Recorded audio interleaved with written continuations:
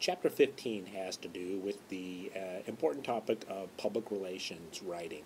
I separated Chapter 15 and 16 out rather than lumping the two of them together to do them individually one week before the other because the subject of writing is such an important one to public relations people. And oftentimes ironically it gets overlooked as we focus on so many other things, and especially in the 21st century with so much on how do we communicate via social media, trying to develop a better website, how to put more bells and whistles into our print publications. We forget that really the most effective means of communicating is through good writing. And there's a difference between writing for the eye and writing for the ear. And that's covered between these two chapters. That'll be covered pretty extensively, and you'll get a chance through the assignment for this week for writing an actual press release to get your hand at crafting what is still a very important communication tool as far as media outreach for companies. So writing it's just a very important thing to do, and a lot of people, as the book says, a lot of public relations people just aren't that good of writers. So if you're looking to get a leg up in the PR business as you go out there, and that's the line of work you want to go into, if you've got a good grasp of writing skills, especially writing as it pertains to public relations, which we'll talk about some of the specifics there later on, it's going to give you a leg up over others who might not have that skill set. So some of the basics, first of all, think before you write. Clarify the ideas and thoughts in your head of what you want to put down in paper. So spend some time on the thought process before you actually begin the actual writing. Sometimes in public relations, as it pertains to crisis communications, you don't have that opportunity. You've got to be kind of thinking on the go. But anytime you got a chance to think about it first, your writing's going to be better because of it. Don't be afraid of the draft, and don't be afraid of the second draft or a third draft. Again, if you're doing a quick turnaround type of writing, you might not have a chance to go through a lot of drafts before you reach a final product.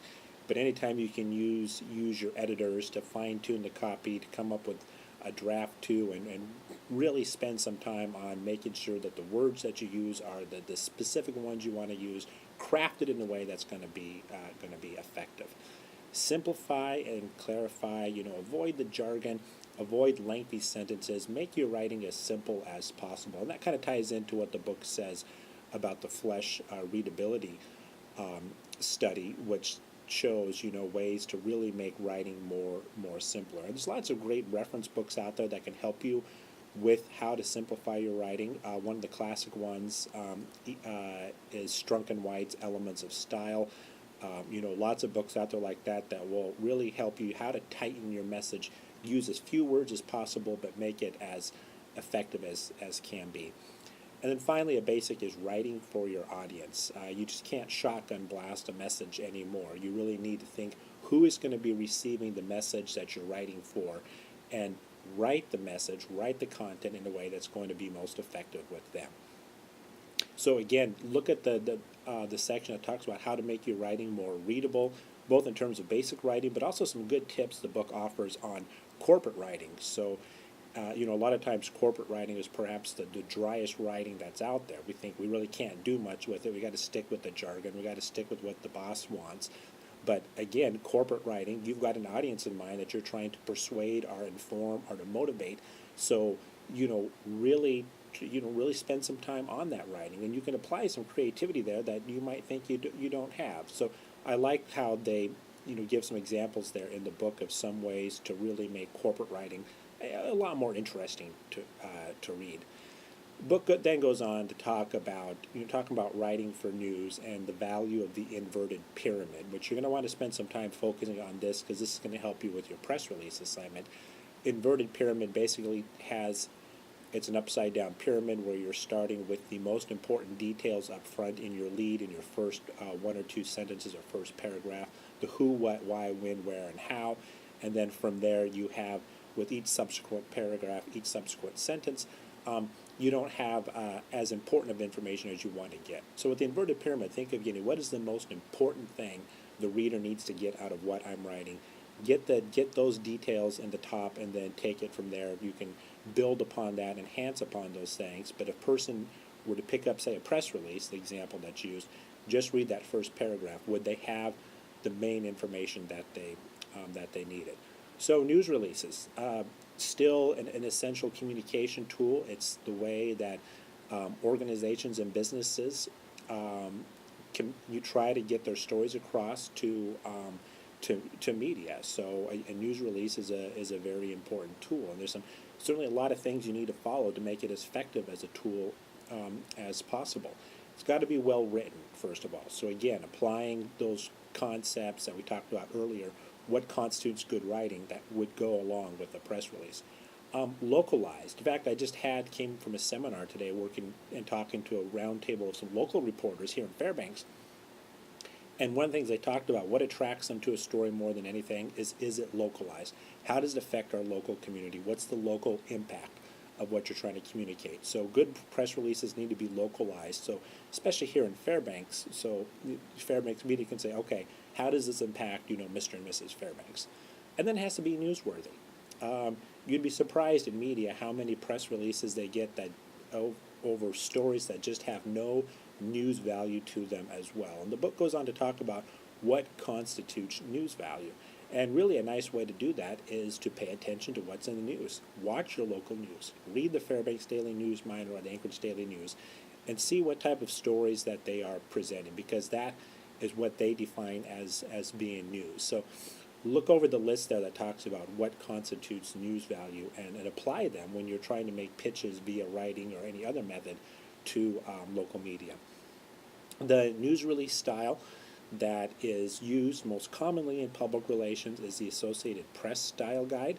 It's like how you apply style to other forms of writing, whether it be MLA or APA. The value of using AP style and using it right is it's going to get noticed by media because you're writing in a way that media writes.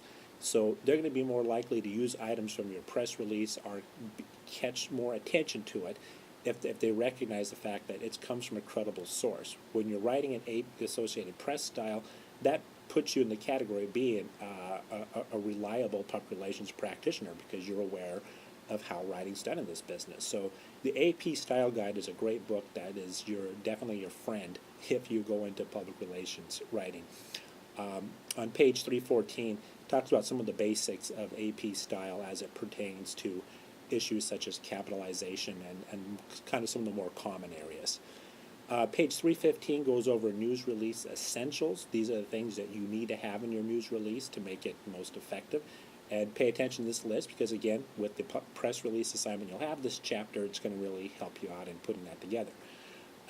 Book then goes on to talk about social media news releases and press releases via the internet, which of course is kind of the way things are done these days. Although, again, in the panel discussion I was at earlier, some of the reporters were saying, we do like our press releases, information to come via electronically, but don't forget about the value of the fax or the value of the phone call either. But email tends to be the most popular way to pitch stories, via the written word. So, knowing how it works in social media with Twitter and what are some of the basic style guides for writing a press release via an email message.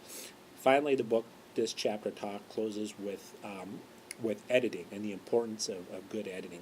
Here at the university, I work as a director of marketing and communications, and probably some of my most valuable employees, well, they're all valuable, but ones that I put a lot of value in are the people who do the editing of our press releases and for the different stories that we send out, because a good writer is one thing, but a good editor is quite another. The two can make a very powerful team when working together. I'm sometimes amazed with things that I write, send it to one of my editors, and it comes back with so much red ink on it. I'm wondering if we have a shortage in the office of red pens when they're done, but they know their stuff. So good editors are good to come by.